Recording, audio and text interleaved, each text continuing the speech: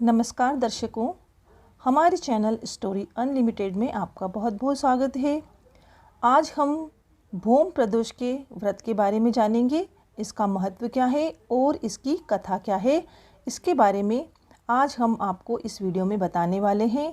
अगर आपने हमारा चैनल सब्सक्राइब नहीं किया है तो प्लीज़ हमारे चैनल को सब्सक्राइब ज़रूर कर लें। चलिए अब हम चलते हैं वीडियो की ओर।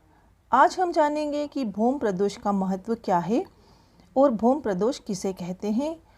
जो प्रदोष मंगलवार को पड़ती है वह भोम प्रदोष कहलाती है और इस साल का पहला और आखिरी भोम प्रदोष व्रत 12 सितंबर 2023 को पड़ रहा है। कहते हैं कि इस दिन शिव जी की पूजा करने से बजरंगबली का भी विशेष आशीर्वाद मिलता है, क्योंकि हनुमान शिव के ही रुद्र अवतार हैं। इस दिन ग्रह नक्षत्रों का खास संयोग भी बन रहा है, जिससे व्रती को दोगुना लाभ प्राप्त होने वाला है।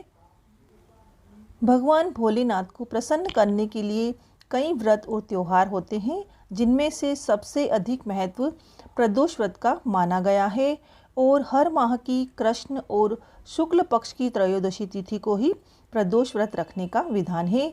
मान्यता है कि इस व्रत में शाम के समय जो शिव पूजा करता है उसके समस्त कार्य और मनोकामनाएं सिद्ध हो जाती हैं। भोम प्रदोष का व्रत रखने से विवाह और वैवाहिक जीवन में आ रही परेशानियों का नाश होता है, साथ ही व्यक्ति को शारीरिक पीड़ा से मुक्ति भी मिलती है। तो ये था भोम प्रदोष का महत्व। अब हम इसकी कथा की ओर चलते हैं। एक समय की बात है, एक नगर में एक वृद्धा रहती थी। उसका एक ही पुत्र था। वृद्धा की हनुमान जी पर गहरी आस्था थी।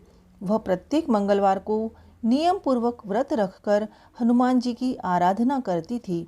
एक बार हनुमान जी ने अपनी भक्तिनी उस वृद्ध महिला की श्रद्धा का परीक्षण करने का विचार किया। हनुमान जी साधु का वेश धारण कर वृद्धा के घर गए और पुकारने लगे, हे कोई हनुमान भक्त जो हमारी इच्छा पूर्ण करे। आवाज़ उस वृद्धा के कान में पड़ी। पुकार सुन वृद्धा जल्दी से बाहर आई और साधु को प्रणाम कर बोली, आज्ञा महाराज। हनुमान वेशधारी साधु बोले, मैं भूखा हूँ, भोजन करूँगा, तुम थोड़ी जमीन लीप दो। वृद्धा दुविधा में पड़ गई। अंततः हाथ जोड़कर बोली, महाराज, लीपने और मिट्टी खोदने के अतिरिक्त आप कोई दूसरी आज्ञा दें, मैं अवश्य पूर्ण करूँगी। साधु ने 3 बार प्रतिज्ञा कराने के पश्चात कहा, तू अपने बेटे को बुला, मैं उसकी पीठ पर आग जलाकर भोजन बनाऊंगा। यह सुनकर वृद्धा घबरा गई, परंतु वह प्रतिज्ञाबद्ध थी। उसने अपने पुत्र को बुलाकर साधु को सौंप दिया। वेशधारी साधु हनुमान जी ने वृद्धा के हाथों से ही उसके पुत्र को पेट के बल लिटवाया और उसकी पीठ पर आग जलवाई। आग जलाकर दुखी मन से वृद्धा अपने घर चली गई। इधर भोजन बनाकर साधु ने वृद्धा को बुलाकर कहा, उनका भोजन बन गया है, तुम अपने पुत्र को पुकारो ताकि वह भी आकर भोग लगा ले। इस पर वृद्धा बोली, उसका नाम लेकर मुझे और कष्ट न दें। लेकिन जब साधु महाराज नहीं माने तो वृद्धा ने अपने पुत्र को आवाज़ लगाई।